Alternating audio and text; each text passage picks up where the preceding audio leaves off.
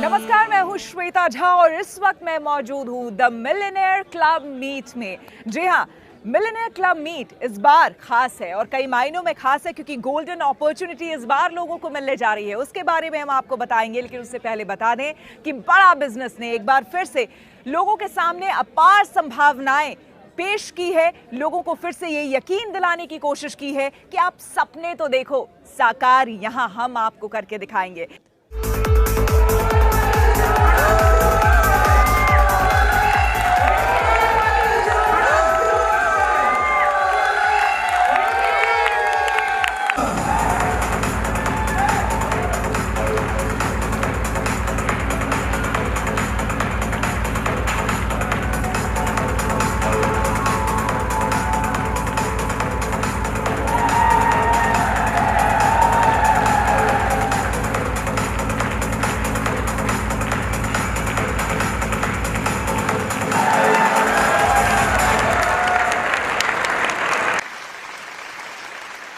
चलिए अब हमारे बीच आ रहे हैं राजेंद्र सिंह रावत। Please welcome Rajendra Singh Rawat.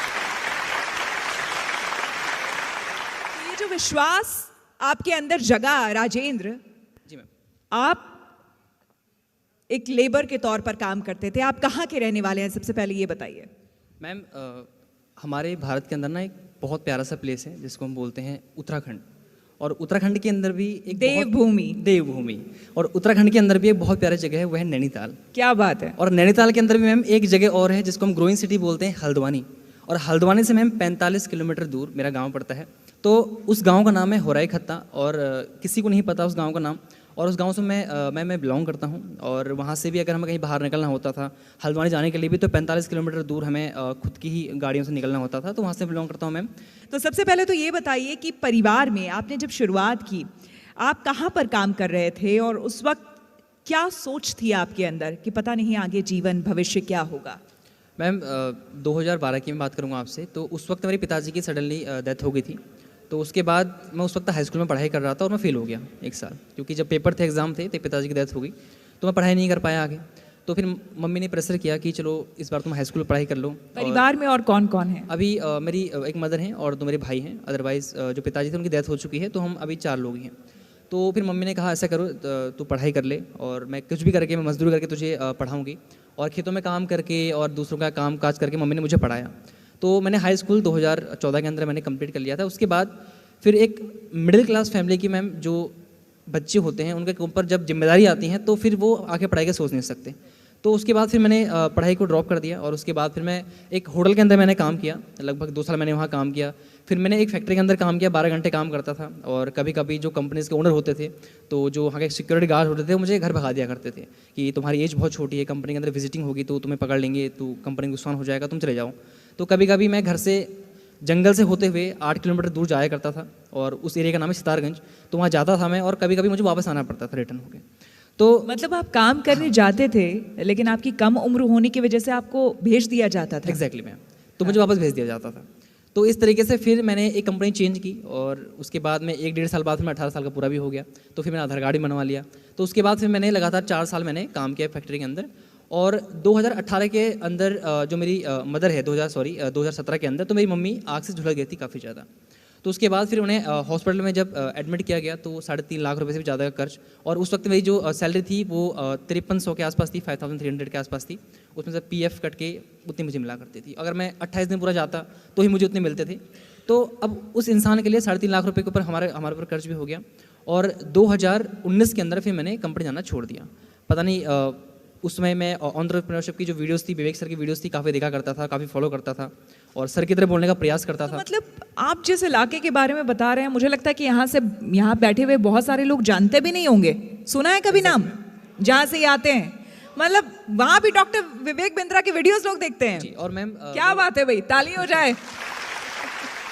तो 2020 के अंदर जब लॉकडाउन लगने वाला था, उससे पहले ही मैंने IBC के बारे में कुछ सुना था, लेकिन मैंने उतना इंटरेस्ट शो नहीं किया था क्योंकि इन्वेस्टमेंट लगती थी।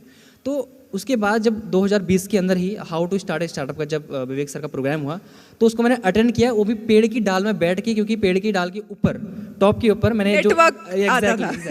क्या बात है, पेड़ की डाल पे बैठ करके अटेंड किया है। जी। तो मैंने उसको जो डोंगल होता है उसको मैंने ऊपर रख दिया, पेड़ में बांध के रख दिया ऊपर, और नीचे मैं डाल के बैठ के मैंने आराम से उसको अटेंड किया। लगभग 1.5-2 घंटे का वेबिनार था। तो वहाँ मुझे IBC के बारे में पता चला। तो एक अंदर से एक हिट हुआ कि शायद हो सकता है मैं इसमें कुछ कर जाऊँ, क्योंकि मुझे थोड़ा सा, मैं एक ऐसा इंसान था कि मैं बैठे बैठे काम करना चाहता था, और मैं घर में बोल चुका था कि मैं कंपनी नहीं जाऊँगा, और ऑलरेडी 1.5 साल से मैं घर में बैठा हुआ था। तो फिर जब मैंने IBC के बारे में सुना और जब मैंने पता किया तो काफ़ी इन्वेस्टमेंट थी, और एक 5,000 कमाने वाले इंसान के लिए मैम वो शायद 70-80 हज़ार रुपये देना वो मेरे बस की बात नहीं थी, मैं बी ऑनेस्ट बोलूँगा यहाँ पर।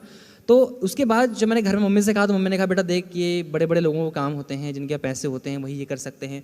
ऑलरेडी मैं कई जगहों पर पैसे फंसा चुका था पहले ही, और काफ़ी कर्ज और करवा चुका था। तो मम्मी ने कहा अब देख तू मत कर, तू कहीं कंपनी चले जा। और जब घर वालों ने काफ़ी प्रेशर किया तो मुझे लगा शायद मुझे कंपनी चले जाना चाहिए, तो फिर मैंने वो ड्रॉप कर दिया। शायद मार्च अप्रैल के बीच में वो सेशन हुआ था, तो मैंने ध्यान नहीं दिया। तो फिर मैंने जब लॉकडाउन बढ़ता गया, तो उसके बाद फिर मैंने 2020 25 दिसंबर के अंदर मैंने IBC ज्वाइन किया।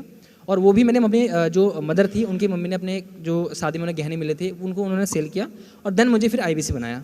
तो उसके बाद मैंने काम करना स्टार्ट किया मैम, और 25 दिसंबर 2020 को मैं एज IBC बड़ा बिजनेस के अंदर एनरोल हुआ और वहाँ से काम करना स्टार्ट किया।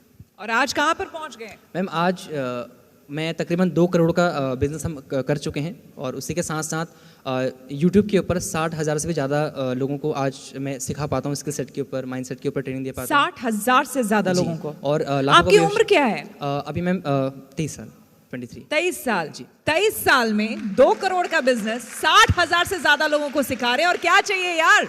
Many congratulations once again. Thank you so much. रुक करते हैं डॉक्टर विवेक बिंद्रा का, mentor and business guru. Doctor Vivek Bindra, बहुत स्वागत है आपका। धन्यवाद, थैंक यू वेरी मच। आज तक के सारे व्यूअर्स को मेरा नमस्कार। डॉक्टर बिंद्रा, आपके बारे में बहुत सुना, खास करके अभी जो हमने प्रोग्राम किया है वहां पर लोगों से।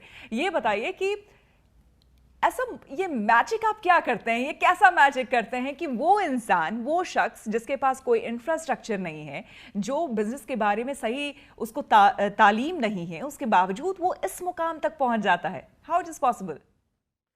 देखिए, हमारी जो इंडस्ट्री थी जब मैं इसमें ज्वाइन किया था, वो फ्रीलांसर्स की इंडस्ट्री थी, ट्रेनर्स की इंडस्ट्री थी, प्रोफेशनल्स की थी। डॉक्टर की समस्या भी यही होती है, वो जितने पेशेंट देखेगा उतना पैसा कमाएगा। लॉयर की समस्या भी यही है कि वो जितनी कोर्ट में हियरिंग करेगा उतना पैसा कमाएगा। एस्ट्रोलॉजर जितनी पत्री देखेगा, टीचर जितना पढ़ाएगा, ऐसे ही मोटिवेशनल स्पीकर या कॉर्पोरेट ट्रेनर जितने ट्रेनिंग प्रोग्राम लेगा उतना पैसा कमाएगा। बट आई थिंक मेरा इंस्पिरेशन ज़्यादा हार्वर्ड, वॉटन और लंदन स्कूल ऑफ बिजनेस में एक सब्जेक्ट आता है जिसको बोलते हैं pipe business versus platform business.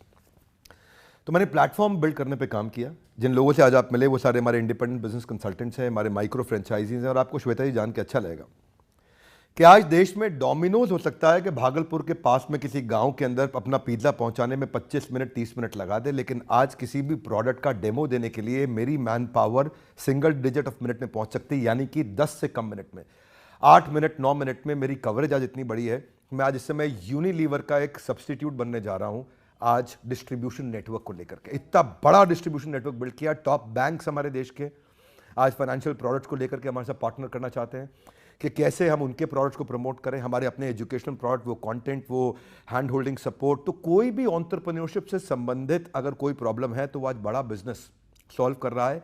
Tier 3, tier 4, tier 5 जहाँ असली भारत बसता है, जो कि इंडिया नहीं है। इंडिया केवल top 10 cities of the country है, असली भारत बहुत बड़ा है। और इस असली भारत के अंदर जो ग्रोथ रेट इस समय जो चाइना ले रहा है, उससे ज़्यादा पॉसिबल ग्रोथ रेट हमारे पास पॉसिबल है। अगर हम जो रियल इंपैक्ट आएगा वो तभी आएगा जो 100 करोड़ लोग जो पीछे कहीं छुपे हुए हैं, दबे हुए हैं, अगर हम उनको उठाएं। वही हमारा काम है। एक ऐसा प्लेटफॉर्म हमने तैयार किया। आज आप इंडिपेंडेंट बिजनेस कंसल्टेंट से मिले, मैंने इसको इतना इडियट प्रूफ मॉडल बनाया है, इतना फूल प्रूफ, जिसको फूल प्रूफ का साधारण भाषा में अर्थ हुआ कि ऐसा जो कम बुद्धि का व्यक्ति है वो भी सफल कैसे हो जाए, है ना।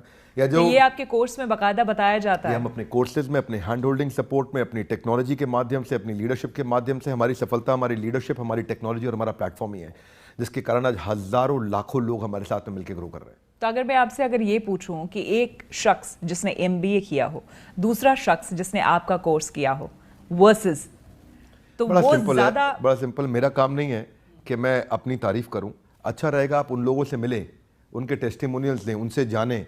हाँ, क्योंकि देखिए MBA मैंने भी किया, लेकिन मैं अपना MBA में ये समझता हूं कि जो कंसेप्चुअल जो थियोरेटिकल क्लासरूम बेस्ड अप्रोच के साथ पढ़ाया जाता है, जो वाइट बोर्ड पर पढ़ाया जाता है, वो पढ़ाई एक्चुअली एप्लीकेशन में इसलिए नहीं आ पाती क्योंकि जो प्रोफेसर आपको पढ़ा रहा है वो प्रोफेसर भी ज़्यादातर चांसेस हैं कि उसने इसीलिए प्रोफेसर बना कि उसको कोई और अच्छा काम नहीं मिला। हमारे देश के प्रोफेसर जिनकी मैं इज्जत तो करता हूँ, पर मैं चाहता हूँ कि वो ग्रो करें, क्योंकि उनकी जो थियोरेटिकल पढ़ाई है वो एग्जीक्यूशन में मदद नहीं कर पाती। तो MBA की पढ़ाई किससे होनी चाहिए? देखिए, अगर आप डॉक्टर्स को देखें ना तो उनकी क्लासरूम लर्निंग इफेक्टिव नहीं होती, उनकी बेड साइड लर्निंग इफेक्टिव होती है।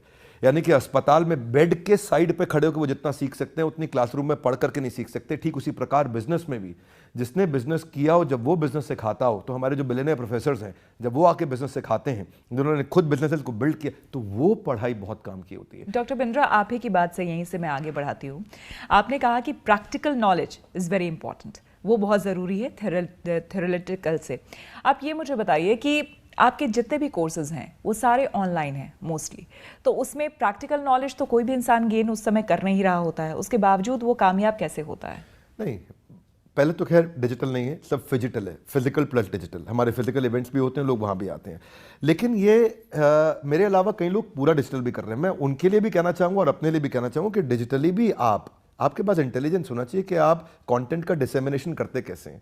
आप राइट एनिमेशंस देते हैं, राइट फ्रेमवर्क देते हैं, आप अगर चैट बेस्ड सपोर्ट देते हैं, कॉल बेस्ड कोच का सपोर्ट देते हैं, और अगर फिजिकल इवेंट्स भी करते हैं, आपको फ्रेमवर्क्स देने आते हैं, आपको रोल प्लेस कराने आते हैं, आपको क्वेश्चनर्स एक्सरसाइजेज आती हैं और आप उसका फॉलोअप टाइमली ले पाते हैं, एग्जीक्यूशन फ्रेमवर्क, तो हमारा काम केवल डिजिटल नहीं है, डिजिटल से बहुत आगे है।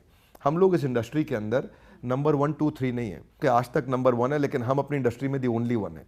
दी ओनली 1 का मतलब है कि नंबर 1 पे भी हम हैं, 2 पे भी हम हैं, 3 पे भी, 4 पे भी, 5 पे भी। वो सारी रैंक हम इसीलिए होल्ड करके चलते हैं क्योंकि हम रोज कंज्यूमर के नज़दीक बैठते हैं कि इसको क्या तकलीफ आ रही है, उसकी तकलीफों को कैप्चर करते हैं, उसको प्रोडक्ट में डालते हैं, फिर तकलीफ को कैप्चर करते हैं, प्रोडक्ट में डालते हैं। ये मंथन हम लोग लगातार करते हैं कि कंज्यूमर को चाहिए क्या है।